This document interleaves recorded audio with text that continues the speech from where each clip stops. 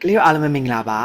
ဆရာနာမည်ကတော့ဆရာနေမင်းထက်ဖြစ်ပါတယ်အဲ့တော့ဆရာတို့နော်ရှေရှေဝေးပြောမနေတော့ဘဲနဲ့ဆရာတို့ဒီနေ့နော်ဆိုတော့တွားမဲ့နော်ဆရာတို့ lesson topic လေးအကြောင်းဆရာတို့ကြည့်အောင်အဲ့တော့ motivation ဆိုတော့ဆရာတို့ဒီ topic က exam မှာလေနည်းနည်းခက်စိတ်စိတ်တွေ့ရတတ်တဲ့ topic တစ်ခုဖြစ်တယ်ပေါ့နော်အဲ့တော့ဆရာတို့အားလီမှာပြောရရင်နည်းနည်းလေးသိထားတဲ့နေအရေးကြီးတယ်ဆိုရဲမှာပါတယ်ပေါ့အဲ့တော့ဆရာတို့ motivation ဆိုတော့ဒီ topic လေးကိုဆရာတို့အတူတူကြည့်လိုက်အောင်အဲ့တော့လေဆရာတို့အရင်ဦးဆုံးဆရာစဉ်းစားစီချင်တာတစ်ခုရှိရပေါ့အဲ့ဒါဘာလဲဆိုဆရာတို့ motivation ဆိုရင်ကလေးတို့ဘယ်လိုမျိုးသိထားလဲအဲ့တော့เนาะဆိုတော့ဗီဒီယိုလေးကိုခဏရက်ပြီးတော့မှကိုစဉ်းစားကြည့်ပါဦး Okay အဲ့တော့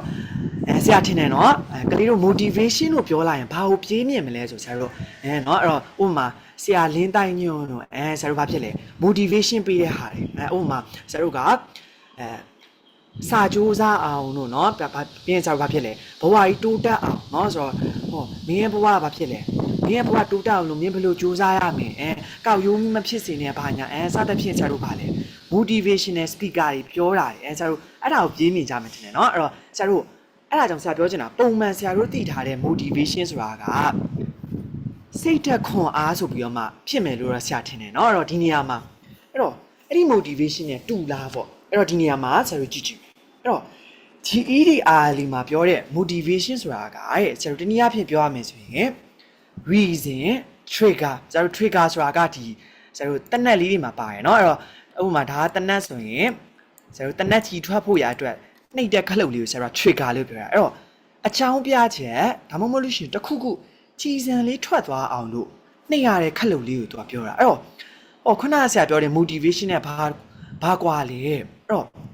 ဆရာတို့တာမန် motivation ဆိုတာကဆရာတို့အခုလက်ရှိသိထားတာเนาะစိတ်သက်ခွန်အားဥပမာဆရာတို့ကเนาะညဘက်ကြီးဘာဖြစ်လဲအဲ့ရပုံမှာအဲ့နေဒါမဲ့ဆရာတို့ကเนาะ TikTok ကနေဆရာတို့ motivation ဗီဒီယိုတွေကြည့်ပြီးတော့မှဆရာတို့ကချက်ချင်းစားထားလို့တာတို့ဘာတို့အဲ့လိုမျိုးဆရာတို့ဒါဆရာတို့သိထားတဲ့ motivation အဲ့တော့ GDR လေးမှာပါတဲ့ motivation ကကြတော့တဲ့ဆရာတို့ဘာလဲဆိုရင်လူတဦးတစ်ယောက်ကိုအကြောင်းအရာတစ်ခုခုလုပ်ဖို့ရန်အတွက်တွန်းအားပေးလိုက်တဲ့အရာအဲ့တော့ဆရာတို့ဒီမှာကြည့်မယ်ဘယ်အရာကတဲ့သူ့ကိုဒီလိုလုပ်ဖို့တွန်းအားပေးလိုက်တာလေအဲ့တော့ဆရာခုနကဟာလေးပြန်ပြောပါမယ်လူတစ်ယောက်ကိုလုပ်ရက်တစ်ခုခုလုပ်ဖို့ရန်အတွက်တွန်းအားပေးလိုက်တဲ့အကြောင်းပြချက်ကိုဆရာတို့ကဘာလို့ခေါ်မလဲဆိုတော့ motivation လို့ခေါ်ပါမယ်အဲ့တော့ဆရာဒီနေရာမှာပြောချင်တာကလူတစ်ယောက်ကအကြောင်းအရာတစ်ခုခုလုပ်တော့မယ်ဆိုတဲ့နေရာမှာကောင်းတာလည်းဖြစ်နိုင်တယ်လို့ဆိုးတာလည်းဖြစ်နိုင်တယ်အဲ့တော့ဒီနေရာမှာစာပြောချင်တာเนาะဆရာတို့ပုံမှန်သိနေတဲ့ခုန motivational speaker တွေပြောတဲ့เนาะဆရာတို့ motivation စိတ်သက်ခွန်အားဆိုတာကဆရာတို့ကောင်းတာတွေကိုလုပ်တာပဲပြောတာဥပမာဆရာတို့စာမလုပ်ချင်ဘူးဒါပေမဲ့အဲ့ motivation ကြားပြီးတော့မှဆရာကစာသွားလုပ်တယ်တို့အဲ့ဆရာကောင်းတဲ့ဟာတွေပေါ့အဲ့တော့ဒီနေရာမှာ GDR လေးရဲ့ motivation ကကြတော့ခုနဆရာပြောသလိုပဲလူတဦးတစ်ယောက်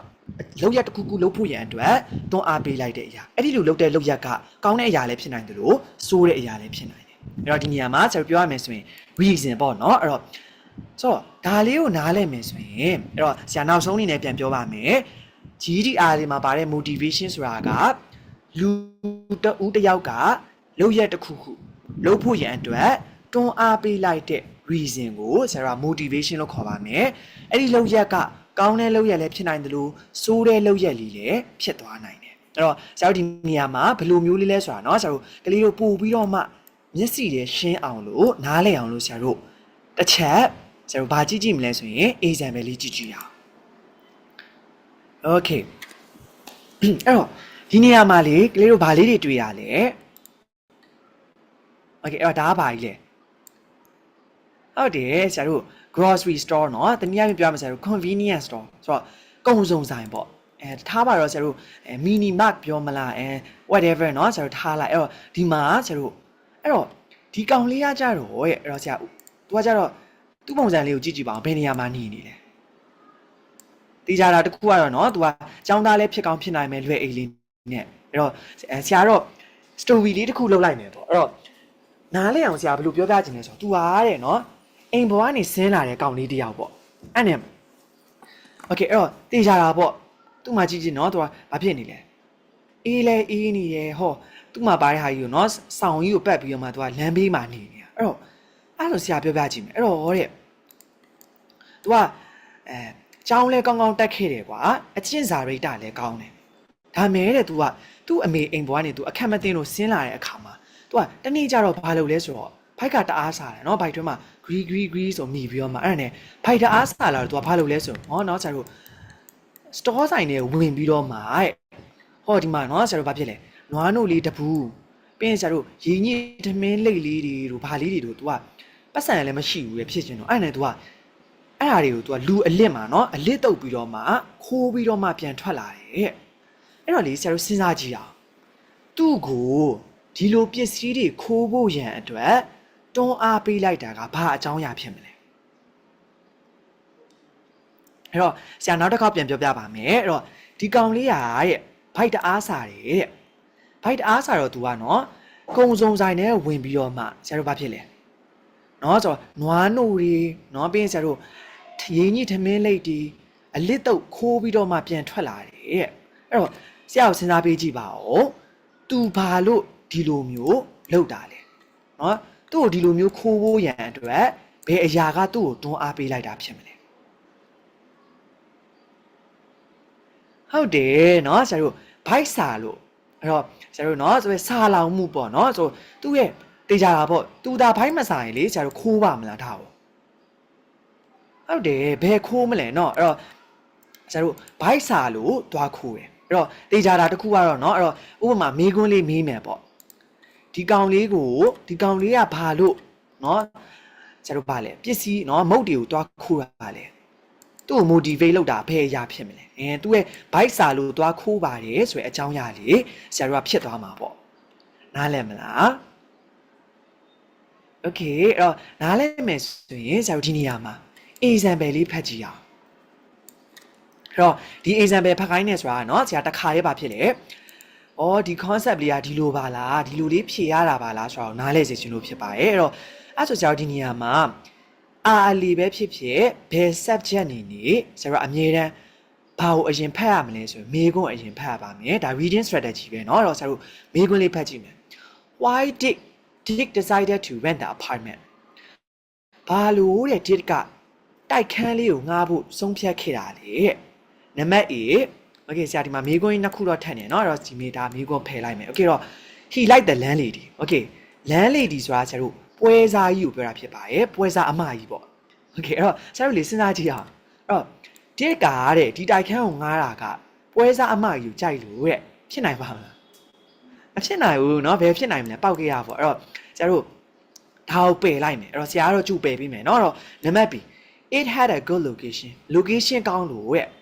ဖြစ်ကောင်းဖြစ်နိုင်တယ်เนาะအဲ့တော့ဆရာတို့နံပါတ် C he didn't care about things being clean ဟော तू အားရဆရာဘာဖြစ်လဲဒီသူတိုက်ခန်းကွာတန်တန်ရှင်းမရှိတာကို तू ကဂယုမဆိုင်ဘူးတဲ့ဒါလည်းဖြစ်နိုင်တာပဲနံပါတ် D it was better than places he stayed before तू အရင်ကနေခဲ့တဲ့နေရာတွေထက်ပိုပြီးတော့မှကောင်းမွန်လို့ဖြစ်ပါတယ်တဲ့အဲ့တော့ဆရာတို့ဒီနေရာမှာဘာကြောင့် तू ကဒီတိုက်ခန်းကိုငားတာလဲအဲ့တော့ဆရာတို့မှာเนาะမဖြစ်နိုင်တဲ့အဖြေကိုပယ်မယ်ဖြစ်နိုင်တဲ့အဖြေ၃ခုကိုဆရာတို့ကစာပိုက်ကိုဖတ်ပြီးတော့မှရွေးကြည့်ပါမယ်โอเคအဲ့တော့ဆရာတို့အတူတူဖတ်မယ်เนาะအဲ့တော့လောလောဆယ်ဆရာကိုဗီဒီယိုလေးကို pass လုပ်ပြီးတော့မှခဏလောက်ဖတ်ပေးပါဦးโอเคအဲ့တော့ဖတ်ပြီးလောက်ပြီထင်တယ်เนาะအဲ့တော့ဖတ်ပြီးပြီဆိုရင်လေကိုပါကိုเนาะဆရာတို့အဖြေA sorry A ရတော့ဆရာတို့ပယ်ပြီးပြီဆိုတော့ BCD ရွေးကြည့်ပါဦးပြီးရင်ဆရာတို့เนาะအတူတူအဖြေတိုက်ပါမယ်အဲ့တော့အဲ့ဆိုဆရာတို့ဆရာနဲ့အတူတူเนาะတစ်ခေါက်စာပိုင်လေးဖတ်ကြည့်အောင်အဲ့တော့ဆရာဒီနေရာမှာပြောချင်တာတစ်ခုကဆရာတို့က GED စာပိုက်တွေမှာဆိုတော့ GED ပဲမဟုတ်ဘူးပေါ့เนาะဆရာတို့ဘယ်ကျောင်းနေနေเนาะဘယ်မေးခွန်းနေနေဆရာတို့ကစာပိုက်မှာဆိုရင်လေလိုအပ်တဲ့ information ကနည်းနည်းနဲ့ဆရာတို့ကိုမလိုအပ်ပဲနဲ့တမင်တကာများအောင်ထည့်ထားတယ်မျက်စိချော့အောင်ထည့်ထားတဲ့ information တွေဆိုတာရှိတယ်ပေါ့အဲ့တော့ဆရာဒီနေရာမှာစာပိုက်တစ်ပိုက်လုံးเนาะပြောချင်တာတော့လုံးစေးပတ်စီရတော့ဆရာတော့မရှင်းတော့ဘူးဒါပေမဲ့ဒီနေရာမှာဆရာတို့အတူတူလူဓာလေးတွေဖတ်ကြည့်မယ် did follow the landlady up not two narrow staircases တဲ့ဟော did ကရဲ့เนาะဆရာတို့ပွဲစားအမကြီးရဲ့เนาะသူ လမ်းလျှောက်သွားတယ်သူအရှိကနေသွားတယ်ကွာပွဲစားမကြီးသူကပွဲစားမကြီးနောက်ကိုလိုက်သွားတယ်တဲ့ narrow staircases လှေကားကျဉ်းလေးတွေ and carpeted เนาะကျတော့ဟောကျတော့ကော်စောကလည်းမခင်းတာဘူး dirty ညစ်လဲညစ်ပတ်နေတယ် to the third landing အဲ့တော့ဒါသုံးထပ်မြောက်တော့ဖြစ်လိမ့်မယ်เนาะအဲ့တော့ကျတော့ဒီမှာ where he was arched into a room about 10 feet square ဟောအခန်းထဲကိုရောက်တော့အခန်းကဘယ်နှပေပဲရှိရလို့ပြောလဲ10ပေအဲ့တော့10ပေဆိုကျတော့ကျဉ်လေးတော်တော်ကျဉ်တာเนาะကျတော့ဟို12လက်မပေတန်တစ်ပေကွာ12လက်မတစ်ပေဆိုအဲ့ဒီပေတန်လေးကိုဆရာတော့ဘာဖြစ်လဲเนาะ10အဲ့ဒီပေတန်လေး10ခါလောက်တိုင်းကားတာလေးပဲရှိပါတော်တော်ချင်းနေပေါ့ဒါဆရာမျက်လုံးနဲ့ပုံအောင်ပြပြရเนาะ it cannot be considered a very desirable apartment ဟောဆရာတို့လိုချင်တတ်မှတ်စရာမကောင်းပါဘူးတဲ့ဒီတိုက်ခန်း it had once been covered with wild cloak carpet เนาะဆရာတို့စီတဝင်းဝင်းနဲ့เนาะတောက်နေတဲ့စီတဝင်းဝင်းဖြစ်နေတဲ့ကော်စောကြီးတွေခင်းထားတယ်เนาะဆရာတို့စဉ်းစားကြည့်အခုဆရာတို့မုတ်စားပြီးတော့မှလက်မှာစီရပေးနေဆရာတို့ဖုန်းကိုင်တော့မှဘယ်လိုဖြစ်လဲဘယ်လိုကြီးမှမသိဘူးလေเนาะအဲ့တော့ဆရာတို့ဒီမှာကြည့်ကြည့်အောင်အဲ့တော့ but they was now very rare ဒါမဲ့ဒါတအားအခုကတော့စုပ်ပြတ်သွားပြီပေါ့အပေါက်အပြဲတွေနဲ့ look worse than none ဟောဘာမှမပါတဲ့ထက်တော့မှစုပ်သေးတယ်တဲ့ there was a single bed in a corner ဆိုတော့ဘာဖြစ်လဲအမကထောက်မှာလဲဂဒင်လေးတစ်လုံးပဲရှိတယ် cover with indiscriminate heap of bed clothing ဆိုတော့ပြောချင်တာတော့ဆရာတို့เนาะတအားစုပ်သေးပြီးတော့မှညစ်ပတ်နေတဲ့ဆရာတို့ဘာဖြစ်လဲအိယာခင်းလေးနဲ့ခင်းထားတယ်ပေါ့โอเคတော့ဒီလောက်ကအရေးမကြီးတယ်အဲ့တော့ဆရာလေးနောက်ဆုံးအပိုင်းလေးကိုဖတ်ကြည့်မယ် it might be remembered that this past experience had not been of a character to make him fastidious ဆရာတို့ fastidious ဆိုတာကကြီးများတာကိုပြောတာဖြစ်ပါတယ်အဲ့တော့ဟောဆရာတို့တဲ့ထိတိရဲ့เนาะ experience သူကြုံခဲ့ရတဲ့အကြောင်းအရာတွေကဘာဖြစ်လဲဆရာတို့ did ကိုတဲ့ကြီးများတဲ့လူတစ်ယောက်မဖြစ်စေဘူးတဲ့ in comparison with sleeping in a box ဂတ်ထုပုံလေးထဲမှာဒါမှမဟုတ်လို့ရှိရင် or empty wagon เนาะဆရာတို့ wagon ဆိုတာရက်ထလုံးလိုပုံစံမျိုးပေါ့အဲ့တော့ဆရာထင်တာတော့ရက်ထလုံးဆိုတာထပ်ပေါ့เนาะအဲ့လိုဘာသာစီလျော်ဘာသာပြန်မယ်ဆိုရင်တော့ဆရာတို့ကားအဆုပ်တွေအဲ့လိုမျိုးတွေဖြစ်မှာပေါ့အဲ့တော့အဲ့လိုမျိုးတွေနဲ့အဲ့ရတာစာရင်တော့တဲ့ even this little room ဆိုတော့ဒီအခန်းသေးသေးလေးက seem comfortable เนาะဆိုတော့တအားပါဖြစ်လဲတက်တောင့်တက်တာရှိနေတဲ့ he decided to hire it if the rent proved reasonable เนาะဆိုတော့ဟောကျိုးချောင်းစီစီလော်လေးဖြစ်ဥပမာဆရာတို့ဒီပြောချင်တာတော့เนาะတိုက်ခန်းကတင့်တာတို့ဘာလို့ရှိမယ်ဆို तू ကတော့ဒါကိုတဲ့ငှားဖို့ဆုံးဖြတ်လိုက်တော့မယ်တဲ့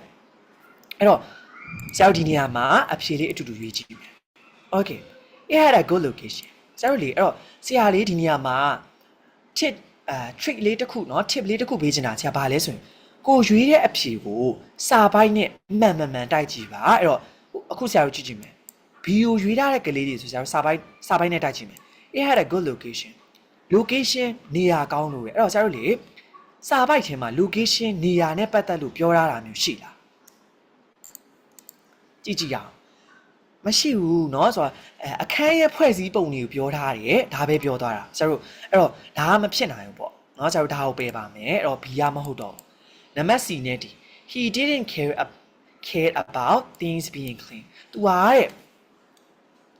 ညစ်ပတ်နေတာတွေကိုဂရုမစိုက်ဘူးတဲ့ဖြစ်ကောင်းဖြစ်နိုင်တယ်เนาะဒါမဲ့အဲ့တော့ C နဲ့ D ဆရာကိုရေးပေးကြည့်ပါအောင်ဘယ်ဟာလေးရေးထားလဲ Okay အဲ့တော့ဒီရွေးထားတယ်ဆိုရင်တော့မှန်တယ်ပေါ့ဆရာတို့ C ရဘာလို့မမှန်လဲဆိုလေအဲ့တော့ကိုမေးခွန်းလေးထုတ်ကြည့်ပါ data ဘာလို့ဒီတိုက်ခန်းကိုငှားတာလဲအဲ့တော့ဆရာတို့အချိန်မှာစာပိုက်လဲဖတ်ခဲ့ပြီးသွားပြီဘာလို့ငှားရလဲဆိုတော့ तू အရင်နေတုန်းကเนาะဆရာတို့ဒီဂတ်တူပုံးတွေထဲမှာအိတ်တာဘာညာနဲ့ဆိုင်ရင်လို့ရှိရင်တော့ဒီအခန်းလေးကတက်တောင့်တက်တာရှိလို့ तू ကငှားဖို့ဆုံးဖြတ်တာအဲ့တော့မတန်ရှင်းလို့ငှားတာမဟုတ်မတန်ရှင်းလို့ငှားတာ sorry မတန်ရှင်းတာကိုဂယုမဆိုင်လို့ငှားတာမဟုတ်ပဲနဲ့သူအရင်ကနေတဲ့နေရာတွေထက်တော့အပုံကြီးတာလို့เนาะဆရာတို့အခန်းမရှိဘဲနဲ့အပြင်မှာအိတ်ခေရတဲ့ဆိုင်เนาะပို့ပြီးတော့မှကောင်းလို့သူဒီတိုက်ခန်းလေးကိုငှားဖို့ဆုံးဖြတ်ခဲ့တယ်ဆိုရယ်ဆရာတို့အဖြေကတော့နံပါတ် D ဒိုးနတ် D လေးဖြစ်မှာဖြစ်ပါရဲ့တော့ဆရာတို့ဒါကတော့ဆရာတို့တင်သွားတာเนาะအဲ့တော့ဆရာတို့ဒါကတော့ exam မှာလေခက်စိတ်တွေ့ရတတ်တယ်ဆရာတို့ motivation ဆိုရယ် topic လေအကြောင်းပဲဖြစ်ပါရဲ့တော့ဆရာတို့ဒါ exam မှာဆိုရင်လေ စာပိုက်เนาะဆိုတော့အကြီးအသေးနည်းနည်းလေးပဲကွာသွားရုံရှိမယ်ဆိုတော့မိကွန်းစဉ်းစားတာတွေဘာတွေကเนาะအခုဆရာတင်သွားသလိုပုံစံမျိုးပဲဖြစ်ပါတယ်အဲ့တော့ဒီနေရာမှာဆရာတို့ဒီနေ့ကတော့ဒီလောက်ပါပဲအဲ့တော့ okay အဲ့တော့ဆရာအစပိုင်းမှာเนาะဆိုတော့ concept တွေကိုတစ်ခါတည်းနားထောင်စီခြင်းလို့ဆရာကိုမမိတ်ဆက်ဘူးเนาะဒါပေမဲ့အခု okay အဲ့တော့ဆရာကတော့ဆရာနေမိထက်ပဲဖြစ်ပါတယ်ယခုလက်ရှိမှာเนาะဆရာ DUGD sharing ဆိုရဲเนาะTelegram channel လေးကိုထောင်ထားပြီးတော့မှscience နဲ့ R လေးကိုဆရာ specialize အနေနဲ့သင်ကြားနေပြီးတော့မှကျောင်းသားမြောက်များစွာเนาะကျောင်းသားမြောက်များစွာကိုလည်းဆရာတို့ဆရာကပေါ့เนาะ1-on-1 class တော့၎င်း group class တော့၎င်းသင်ကြားခဲ့ပြီးတော့မှ result တွေကောင်းမွန်စွာရရှိထားတဲ့ review တွေအကောင့်review တွေเนาะဆိုတော့ကောင်းမွန်စွာရရှိထားတဲ့ဆရာတောက်ဖြစ်ပါတယ်အဲ့တော့ဆရာနဲ့เนาะစာသင်ချင်တာတော့၎င်းဒါမှမဟုတ်လို့ရှိရင်เนาะဆရာကို GED နဲ့ပတ်သက်လို့မေးချင်တာတော့၎င်းအာမနာတန်เนาะအတမ်းမတက်ရင်တော့မှအကယ်၍အကူကြီးလိုတာပဲဖြစ်ဖြစ်เนาะသိချင်တာပဲဖြစ်ဖြစ်ဆိုရင်အခုဆရာပြထားတဲ့တူတိရှိကိုเนาะ189ဆိုရဲเนาะဆိုတော့ user name လေးနဲ့ဆရာစီကိုအတန်းစုံစမ်းတာတော့၎င်း GED နဲ့ပတ်သက်လို့တော့၎င်းမေးမြန်းချင်တာရှိရဆိုရင်အာမနာတန်လာမေးလို့ရပါတယ်ဆိုတော့ဒီမှာဆရာရဲ့ channel link လေးလည်းဆရာချပေးထားပါတယ်အဲ့တော့ဆိုတော့သင်ခန်းစာလေးကိုတေချာနားထောင်ပေးထားတဲ့ကလေးရောက်ချင်းစီတိုင်းကျေးဇူးတင်ပါတယ်အဲ့တော့ thank you ပါဆရာတို့နောက်ထပ် lesson တွေမှာဆရာတို့ပြန်တွေ့ပါမယ်အဲ့တော့ဒီလိုမျိုး content လေးတွေသဘောကျတယ်ဆိုလို့ရှိရင်လည်းဆရာကို comment မှာနောက်ထပ်เนาะကိုသိချင်တဲ့ဟာလေးတွေရှိရဆိုဆရာကို content လုပ်စေချင်တာလေးတွေရှိရဆိုဆရာကို comment လေးတွေမှန်သွားလို့ရပါတယ်လို့ဆရာပြောချင်ပါတယ် thank you ပါ bye bye เนาะ